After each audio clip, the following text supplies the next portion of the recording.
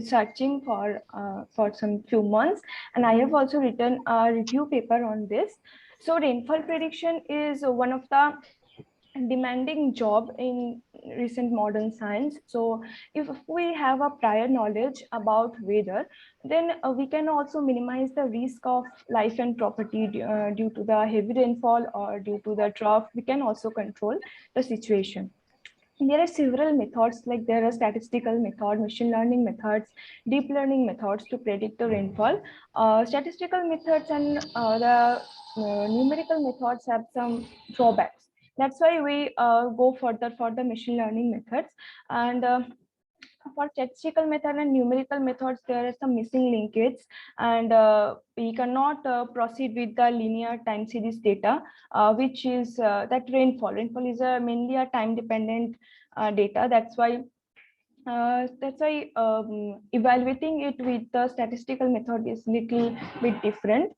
So we will be going with the machine learning. So machine learning and deep learning methods are mainly the method that deals with the non-linear data like rainfall.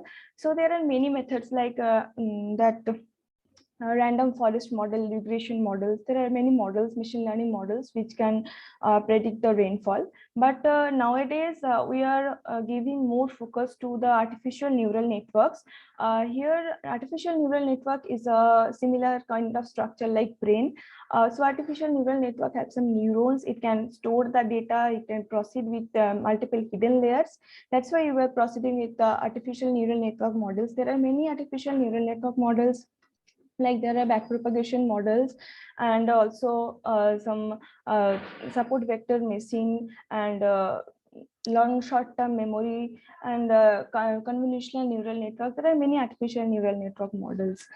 So in this paper, I have taken few of the models, and I have taken here 20 papers I have selected in my paper, that I have taken a review of this 20 papers, that how they have used the historical rainfall data, how they have planned the model architecture, and how much accuracy they got in their project.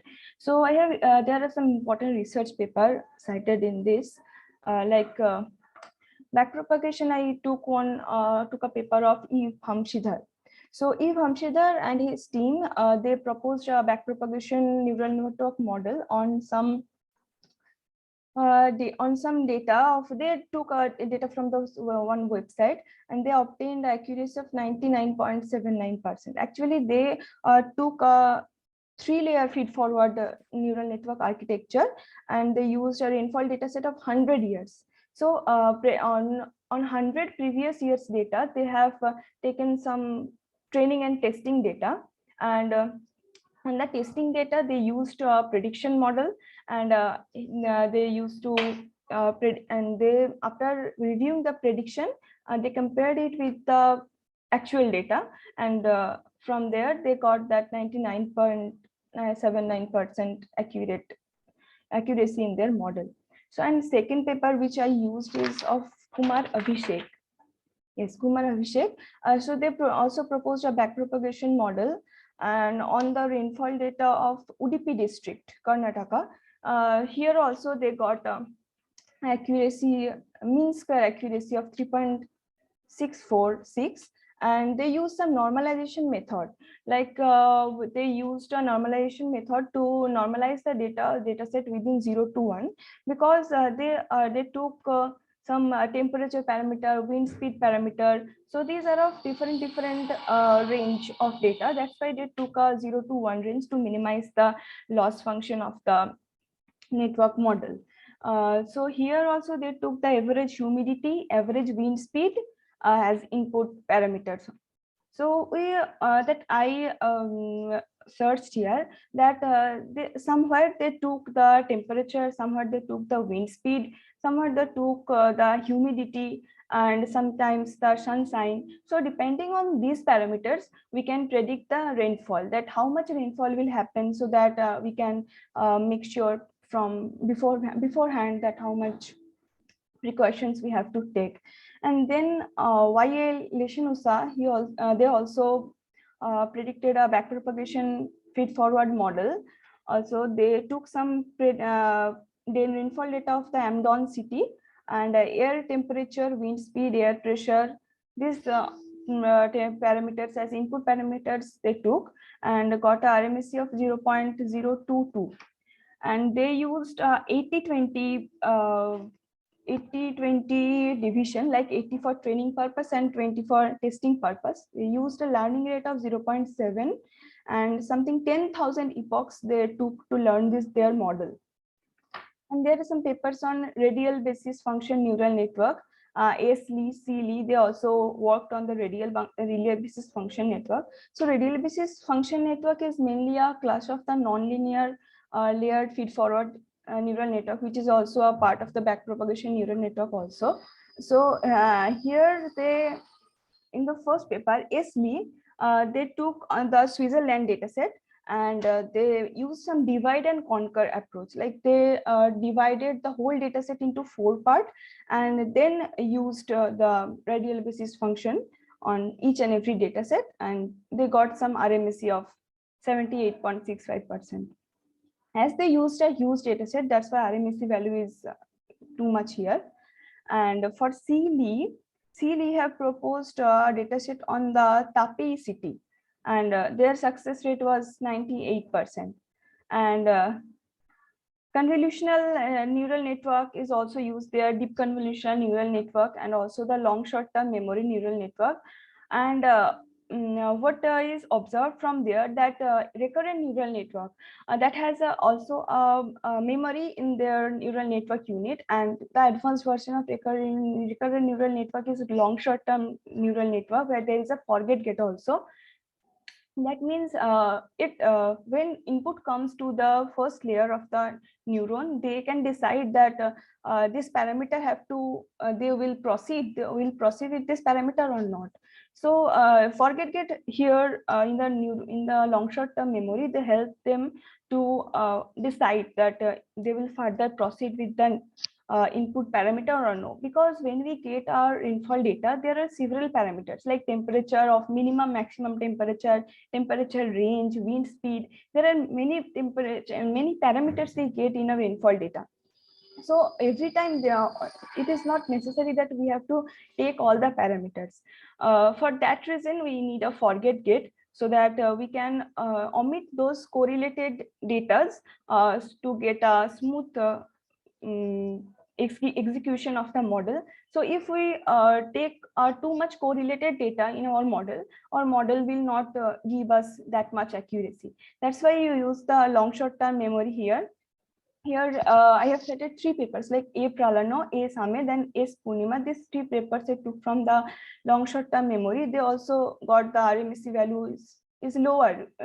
Taking a long data set or taking a big data set also, they got a lower RMSE of 0.23 RMSE, and A. Samad got 5.34 RMSE, and S. Purnima got 87.9% accuracy in their work. So as a conclusion, I want to say that if we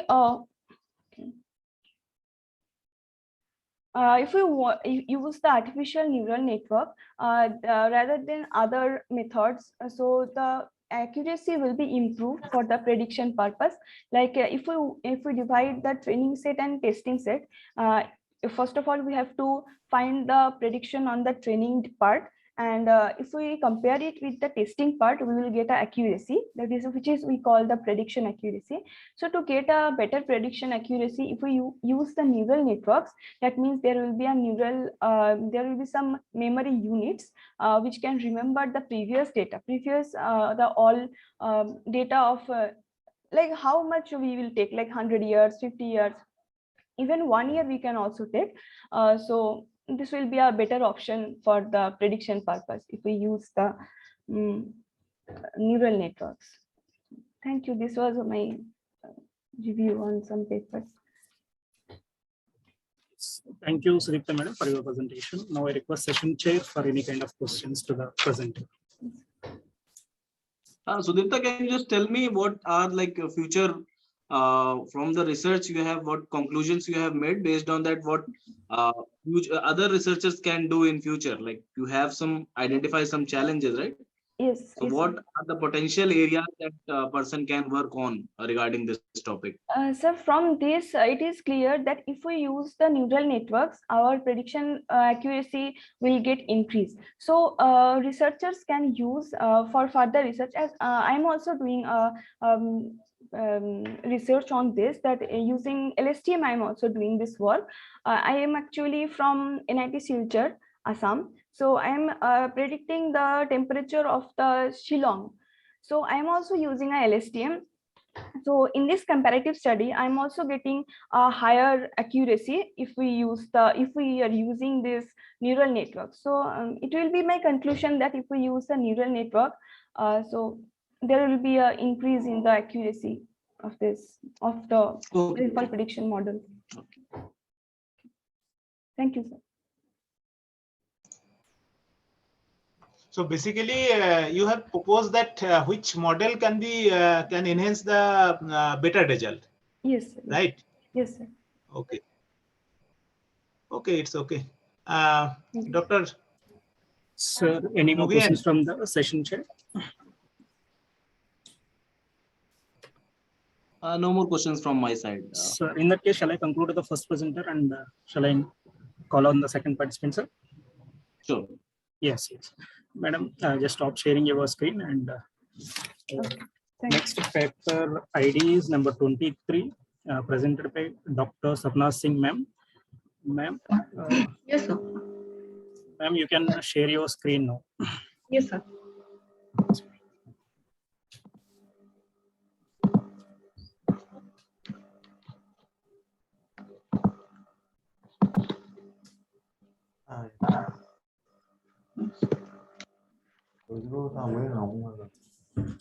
Good afternoon to respected chief guest, committee members, and organizer. I'm Dr. Sapna Singh Khatri, assistant professor in Bharatiya Vishwavidyalaya, and my topic is identifying the impact of crime in Indian jail prison strength, statistical methods.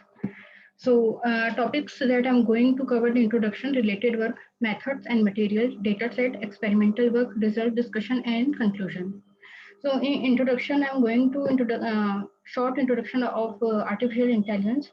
So basically, artificial intelligence is a simulation of the human intelligence by a machine to solve the problems, to act the like humans.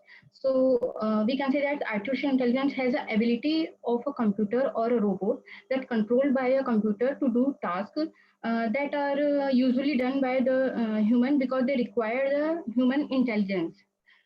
Through the statistical model and corresponding mathematical approximates or numerical simulation, statistics can access the potential and limit of artificial intelligence application for a given number of cases, or estimates the necessary number of cases in the planning of stage of the study. Measuring AI through the official statistical survey, like any digital product, an AI product success should be determined by its profit contribution, like OCF, operation cash flow, or we can say that monthly recurring revenues, MRR, are the suitable for measuring the products and contribution to the company's success. So here we are using the statistical measurement that can determine the impact of crimes on the prison population in India, to illustrate the correlation between variables in data set in a very simple manner. The correlation coefficient is the statistical extent of similarity between two continuous variable. So here we are here we are trying to find the correlation between crime and prison population. So here is the figure of the violent crime in state. So there is a figure of case of murder in 2001. So you can see that here the Uttar Pradesh is 21%, which is the highest percentage in India. There is a different states, 28 states and UTs. So basically, correlation is the statistical techniques used to determine the possibility of linear relationship between two unrelated variables. There are two variables. So first one for prison data, and second for crime data. crime data. So correlation is the statistical measurement that expresses the extent to which two variables, as I earlier said, we have two variables with the same attributes, present data and jail data, and it's the most challenging part to find the similar attributes with a different data set. So meaning they change the together at a constant rate. It is a common tool for describing the simple relationship without making the statement about case and statements. So there is a most challenging part is there is no past work done in machine learning to find the relation between crime and prison strength. So it's an initial state to find a problem of prison overcrowding. So we don't have any base paper to just to find out the to find out this problem. So it's a very small, we can say that it's a very small effort to find to merge the two different data and find a new conclusion. So here is I take the few papers. First paper is based on sorry for that, sir. Little disturbance. Okay.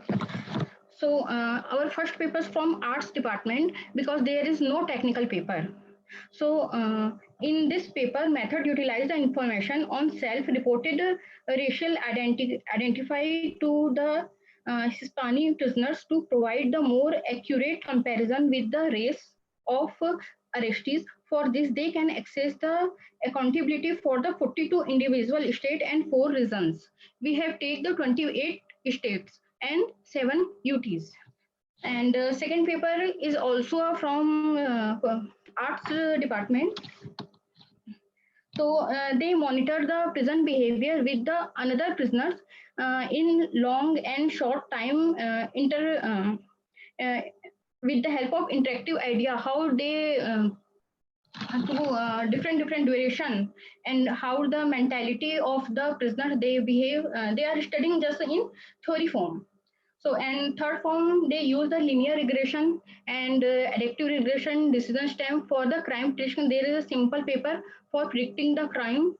Here is a second paper. They use the 5 machine learning algorithm like SMO, J48, NeoBayes, and simple classifier and assemble classifier like bagging and random forest, and they modified the SVM stacking algorithm with C4.5, SMO and J48, and the accuracy rate is 99.5.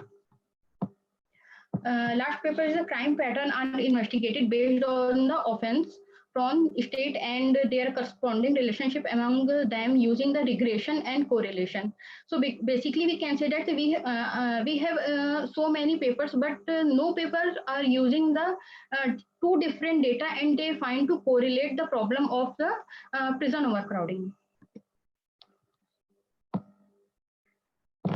So here is a few problem when we work on it. So first one is a several act of violent crime. There are so many act like involving murder, attempt to rape, kidnapping, dacoity. Dacoity is the Indian word, so there is no any English word for dacoity. FIR that have been recorded in a traditional way. Traditional way is just like a FIR and by the social media. And my research has documented the magnitude of the violence and trends is that the violence over the time. So basically we find out the why people have become the involved in violent crime. First we have to know what information and media respond to receive the information on violent crime. Second, we can say that the cases of technology such as that the internet and the social media platform has allowed the criminals a means of carrying the illegal activities online against the other. So there is many factors of suicide, murder, rape, blackmailing, etc. So with the assistance of this technique, parallelly existence of the prison population and crime rates make it difficult to isolate the causal effect of change in prison population on crime. So the main problem to find out the difference between FIR record and prison strength, which is totally different, and what is the behind of this. So our problem is that they are the different. When we collect the data set, the data of the crime record, violent crime is 62,000, but when we collect the data of prison data, that was 60,000. The difference is 2,000. So we found out what's the reason behind of this. So here you can see that there is the methodology. These are types of violent crime that we had categorized in different classes of 5 classes. So we collect the data set from NCRB. The data set is prepared for collecting the crime and prison data from all states and UTs of India. Collected data contain the reported on murder, rape, theft, and all this type of violent crime, as you can see in this table, which are considered as a main element. Basically, crime record from NCRB, National Crime Record Bureau, are taken, which are considered as a easily accessible. All violent data have been recorded in India over the last from 2000 to 2015. We take the data from 2000 to 2015 for a simple yet the effective demonstration of our on methods. So we found that the correlation metric with using ML is a simple way to summarize the correlation between the or variables in the data set. So here is the all data visualization. Sorry for the image, there is something blurry image. The graph show how much crime there is in the each region. There you can see there is Andhra Pradesh, Chhattisgarh, Himachal Pradesh, Kerala, Meghalaya crime, and there are different shades. That's the crime shade. The highest crime is murder. So there is a different shade that you can say that state wise. So here is our result. So the with the help of correlation matrix in MATLAB, here is the same attributes. Here is the murder crime, rape crime, dacoity, and here is the crime of here is the crime data. Here is the prison data. Then we are trying to find out is there any relationship between the crime and prison. So you can see that here is some slope slatted line, some is different. So basically somewhere is a positive correlation and somewhere is a negative correlation. So it means that when the value of one variable, we can take the example from this, it increase the value of the other variable also increase. It means is a highly correlated. There is a few examples like this, the 0.81, here is also 0.81, but sometimes is a negative correlated. There is no correlation. 0.00 is a no correlation. He is highly correlated. And sometimes there is a negative correlation, like when the two variable can be negatively correlated with each other. It means that when the value of one variable increase, then the value of the another value decrease. So it means that there is no correlation. You can see that here is a minus 0.81. So we can say that method is a crime and prison. They are different. The in conclusion part, the research moves on the survey structure and the estimation and the scalability that subject shifted to the data collected, crime and prediction and jail overcrowd standard, the statistical metrics and measure for the criminal study. It means that in some part we can say that somewhere is the murder is highly correlated, but robbery is not a highly correlated, and sometimes there is no correlation. So we can say that we in future we can create a separate model for every crime. So it's a very big task for prison to overcome the problem of this prison problem, which is the highest problem of India, prison overcrowding. Thank you, sir. Here's the references. Thank you, sir. Any queries? Any questions from session chair and participants, sir? No questions from my side.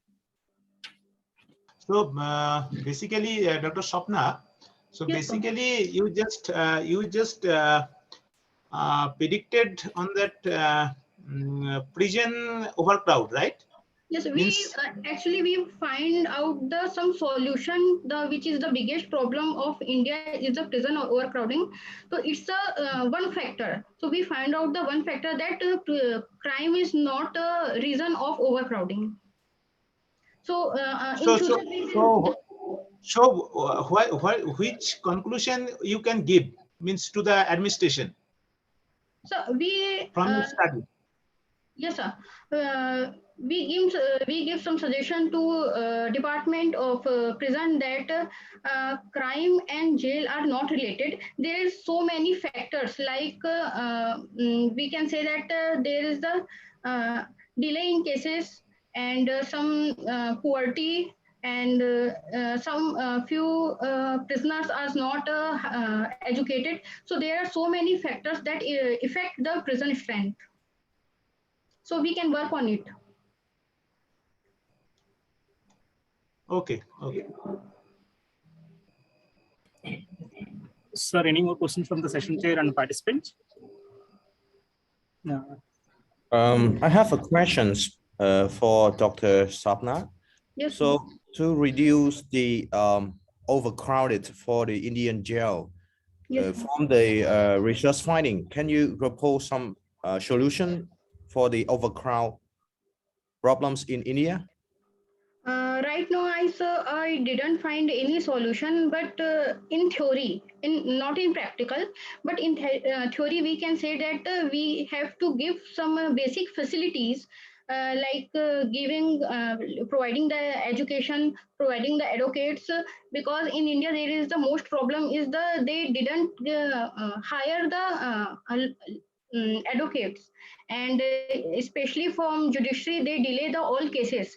So we can work on it. Okay, thank you very much. Thank you, sir. Thank you, ma'am. Thank you for your presentation. Thank you, sir. Next, I request Mr. Abu Bitto, sir, to present his paper ID 51.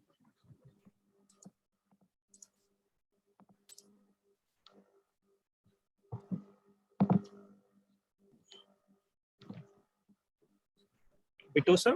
Hello. Hello. Can you hearing my voice?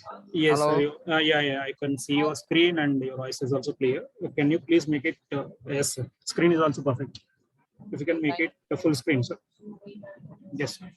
Yeah. Everything Hello, is fine, everyone. sir. My name is Abu Bitto. I am a student of Department of Software Engineering, Retrieval International University from Bangladesh. And my paper ID is 51, and the paper title is Predicting Bangladesh Life Expectancy Using Multiple Differential and Regression Model.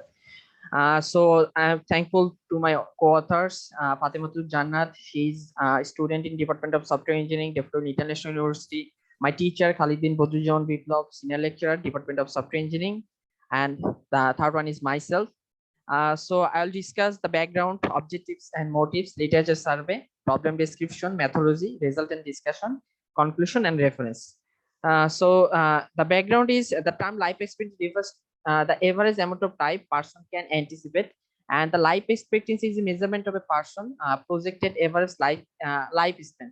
And the death rate is the present is indeed lower than the past because of good and safe environment, and the utilized GDP, rural population, urban population, service value, food production, permanent crop and cereal production, agriculture. We include all this to predict Bangladesh life expectancy, and use various regression models to find the most accurate model in search of find the Bangladesh life expectancy with these depending features. So here is the objectives and motivations. So we measure the impact of this depending feature to predict life expectancy. Various regression model to find the most accurate model in search of a life expectancy of Bangladesh with this depending on features, and determining which feature aids in increasing life expectancy. And the research aids a country in increasing the value of its feature for life expectancy. Also finding which regression model performs best for predicting the life expectancy. So we did more than 20 literature paper, and most of the paper they use some features, but not so much. And the data set also not so many years. And that model, the regression, they didn't compare any regression model. So all these paper include these types of survey. So I skip this one. So in the methodology, we use the data we collect the data from an website that is Trends Economic, and the data is contained Bangladesh life expectancy data, and the data is contained the column gross domestic product GDP, rural population growth, urban population growth, service value, industry value, food productions, permanent cropland, cereal production, agriculture, forestry and fishing value. All this value is in percentage, and the data content from 1962 to 2020. And we are go through and step processing like data pre-processing. For data pre-processing, we are primary cleaning, missing the value handling, and split the train test. And here is the model fitting. So for the model fitting, we can go with the machine learning algorithm. 8 regression model we apply, like machine learning, random forest, decision tree, KNN, stacking regression, gradient boosting regression, XGBoost regressors, and light gradient boosting regressors. And for the testing result and accuracy score, we go with the mean absolute error, mean square error, and the root mean square error. And we find the best model as XGBoost regressors. In the right side, you can see the methodology diagram, how we go through with this, I mean the full steps. And for the result and discussions, first we go through the data correlation analysis. The pairwise association between life expectancy and variety of independent characteristics. We see which are the mostly correlated to predict life expectancy. And this is show that life expectancy and rural population have a negative relationships. So the population growth based life expectancy rural and the like the rural population has a negative impact, and the urban population has a positive impact in association between life expectancy. Year by year, rural population growth was decreased and urban population growth was increased. The level of living improves as more people move to the city. So there is a negative and positive correlation between the urban population and the rural populations. So in the result discussion, I use the 8 regression model, and I can see the mean absolute errors max in the decision tree regressor, that is 2.63, and the minimum was XGBoost regressor is 0.58, and the mean square error is max in decision tree regressor is 15.30, and the minimum is in XGBoost regressors is 0.44, and the RMSC is decision tree is the highest, is 3.91, and minimum in XGBoost regressors. Here I included table also here. You can see the which model performs well. So in the extreme gradient boosting regressors, you can see the accuracy is 19.9. So it is the most accuracy. So here is the best accuracy. You can see I already told the extreme gradient boosting regressor is the most accuracy. Here is the also a best accuracy diagram. So in conclusion, I can say a country life expectancy is affected by a variety of factors. We apply some machine learning model to make the predictions. Extreme gradient boosting regression in general forecast better regressors. Our finding lead us to conclude that life expectancy may be present predict through the GDP, urban population, service value, and etc. And larger data sets may result in more accurate predictions. And in 8 additional data and new machine learning models we can use for improve the accuracy to forecast. And here is the reference. So thank you. If you have any question and any suggestions and any feedback regarding my presentation and paper, feel free to give me. What is the splitting criteria you have used for your data set? It's train test split we use actually. We can divide the data set 18 and 20. 18 and 20. Yes, 18 as a for the training and 20 for the testing. Okay, one more question is that like you have like evaluated many classifiers. You have like concluded that this XGBoost, come to that slide that showed the result. So Result, yes. yeah, as per this, I think as XGBR is showing the highest accuracy. Yes. But the thing is, how do you like verify that it's not because of this overfitting? Can we verify if it is coming due to overfitting? There may be because your data set accuracy is so high. So yeah, Accuracy is very high, but it may be the case that it is becoming because of this overfitting. How can you just verify? Did you verify this? yeah, I verify this because we have compared the training and testing accurate, I mean score. So it's like similar, not so high. So if I can say it's not overfitting actually.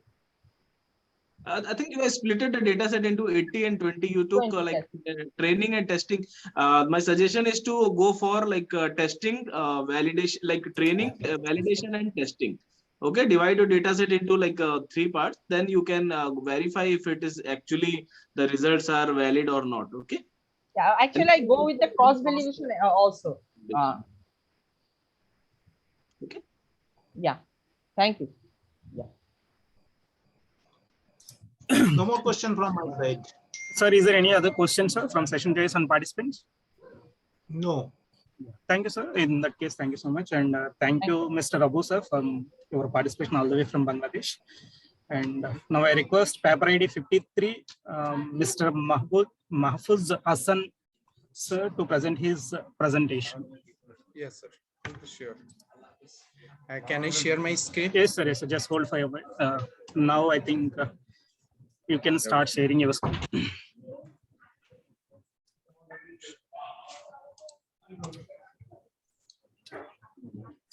Yes, sir. Your screen is visible.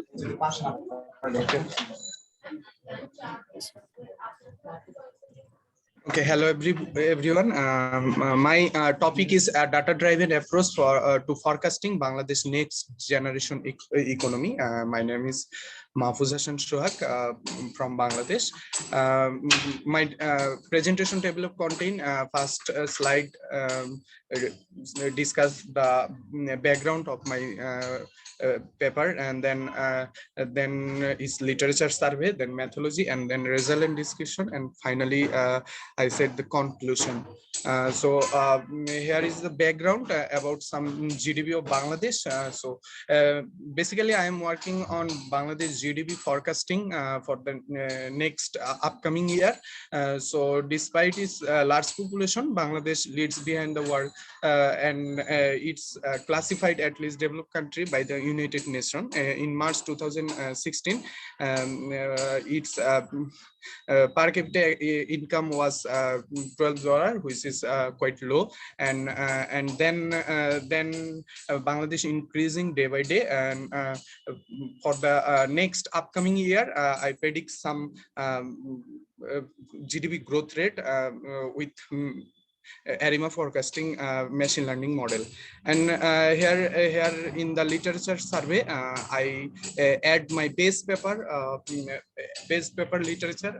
I survey almost 21 paper, but those two papers is the most related paper from my side. And here in this site, they are developed their ARIMA method for Sudan GDP from 1960 to 2018, and other is ARIMA 1-to-1 model. They discover the Bangladesh annual GDP growth rate. So those two paper is the most relatable paper for my finding. Then the methodology. The main goal of our research is to develop a model to forecast the growth domestic product that's called GDP of Bangladesh. Our proposed model relevant the theory below. It's autoregressive model, AR model, and then moving average model, MA model, and then autoregressive integrated moving average model, which is called ARIMA model. And then I implement the seasonal autoregressive integration average model, and then I verified it with the ACIL information criteria value. Then in my result portion, we showed the time series plot for the whole data set from 1960 to 2021 on a yearly basis. And then I said GDP growth rate, which is depend on the Serimex 011 function model. This is auto-generated by machine learning model, and then I implement the ARIMA model with auto-regressive model and moving average, and finally I get the predicted GDP result with 87.51% accuracy, and it's not overfitted, which is checked by the seasonality. And here is the graph which I predict according to the historical data. And then the conclusion in this model, auto ARIMA defines the Serimex 011 model, which is observed by the whole historical data. And in future, we also work on this data with multiple feature and implement other upcoming and up to graded model. And also in this model, I implement a web hosting web application where anyone can see this, and anyone can search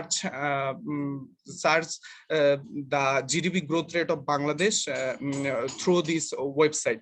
So I added the website link in the literature review, so anyone can view our model, which is they can find out that what is our next GDP growth rate, like 2023 or 2030. So thank you. Here is my presentation about my paper. So any question you can ask me. So Mr. Mahfouz, Yeah. As per your title, you are just want to give some forecast, okay? To improve the Bangladesh next generation economy. So what are the suggestions from your study we can get to improve the economy of Bangladesh? Yeah, here work some another component or parameter like that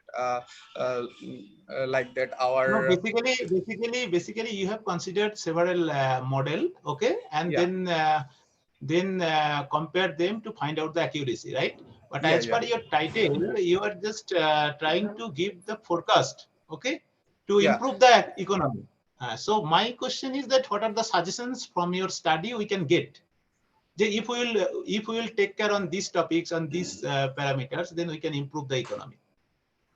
Okay, in the Serimex model can say that if Bangladesh can get the highest GDP growth rate, then they must need to improve our different side of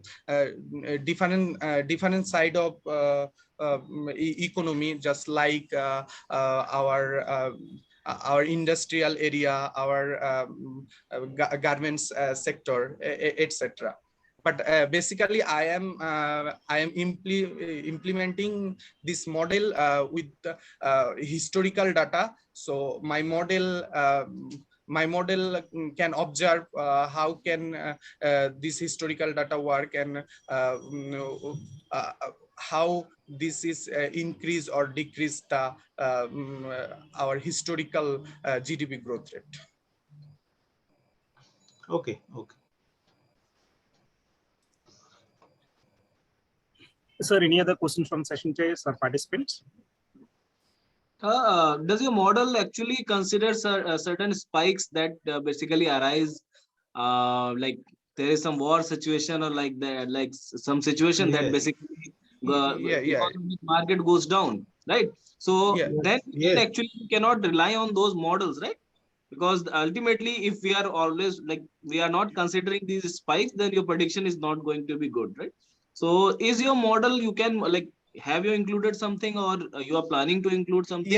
In future I said that I am using the multiple feature which is dependent on our GDP or GDP growth rate, which is dependent. So in future we work on this, and we can develop this model also.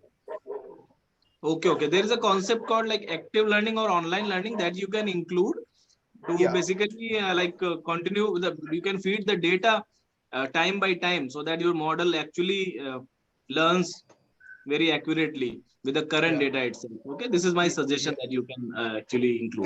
Thank you so much. Sir, shall I conclude this presentation in that case, if there is no question? Sure. Yeah. Yes. Yes. Thank you. Thank you so much. Now I request paper ID 175, Mr. Stephen sir, to present his presentation.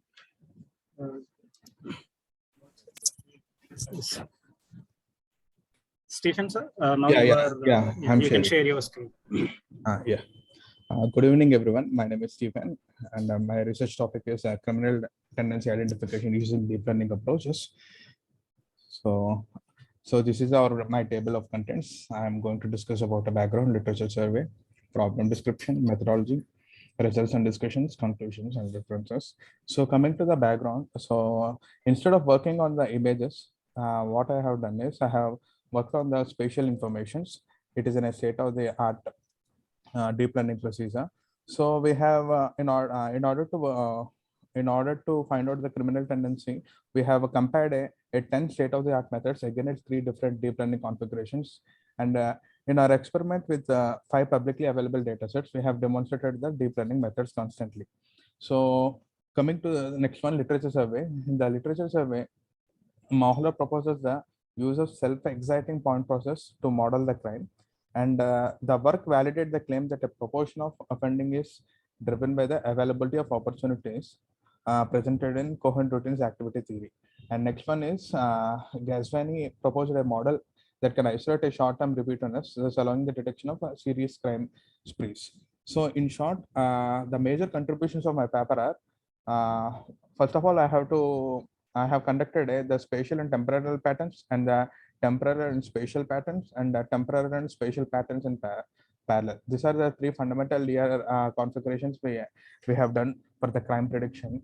And next one, we evaluated the most efficient configuration.